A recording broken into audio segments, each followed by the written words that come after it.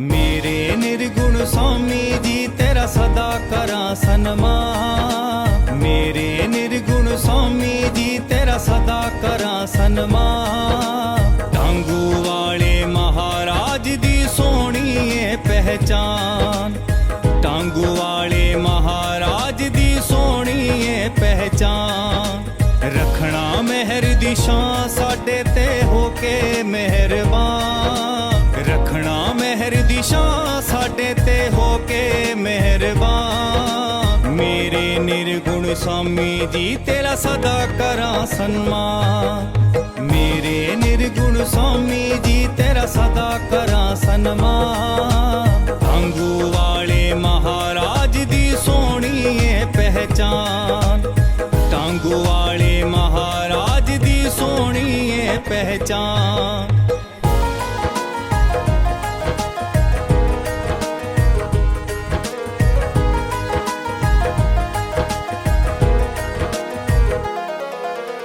ना सोने दी मंगी गद्दी ना राजे दाता। फकीर बन के कीती बंदगी रब नाल पाके प्यार।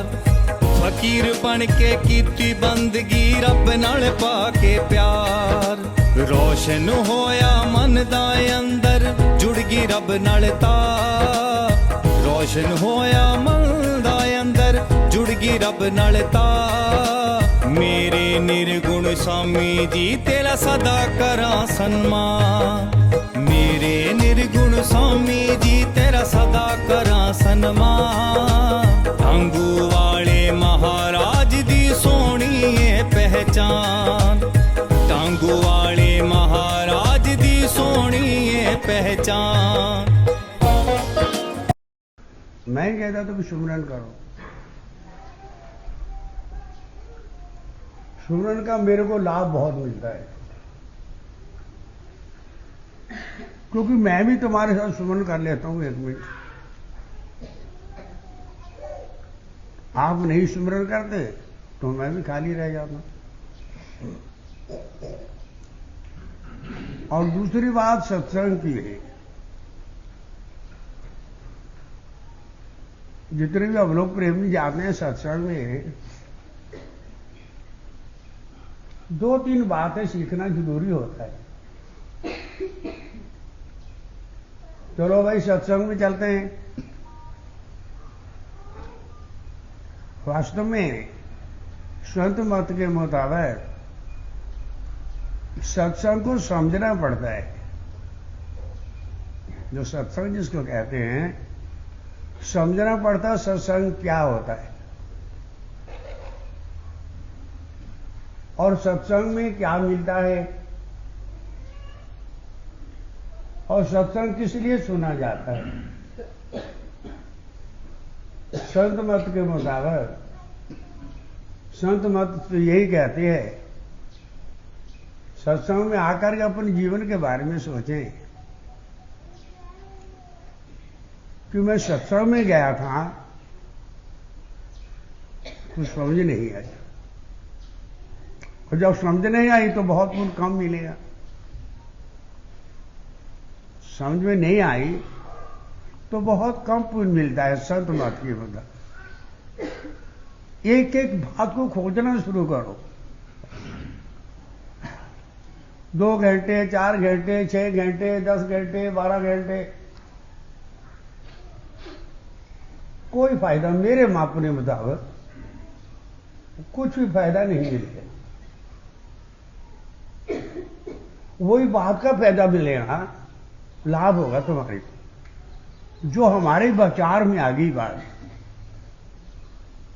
सारा दिन सुनते रहो, एक कान से सुनो और दूसरे कान में निकाल दिया। मेरे ख्याल में तो उसका कोई फायदा नहीं होगा। पढ़ते चले जाओ, किताब पढ़ते चले जाओ। हमारे हिंदू धर्म में रामायण है, गीता है, और भी बहुत ग्रंथ हैं, उनको पढ़ते चले जाओ सारा दिन, और समझ में आया नहीं, उसका भी कोई फायदा नहीं। एक लाइन पढ़ो, गीता के पन्ना देखो, एक लाइन पढ़ो, एक लाइन, उसको समझने का प्रयास करो। एक लाइन, पूरी एक लाइन पढ़ो, उसका अर्थ निकालना शुरू करो। इसका तात्पर्य क्या है, इसका अर्थ क्या है, जीवन में क्या काम आएगा। दूसरी लाइन फिर पढ़नी चाहिए, पहले एक लाइन का अर्थ निकालो कि इसका अर्थ क्या है। ठीक है, तो सत्संग सुनने आए हैं, कोई इसको सत्संग भी कहता है। आज से 10-12 साल पहले हम भी सुना करते थे कि माता लोग क्या कहते थे कि हाँ सत्संग सुनने आए। सत्संग में तो नाच गाना होता है,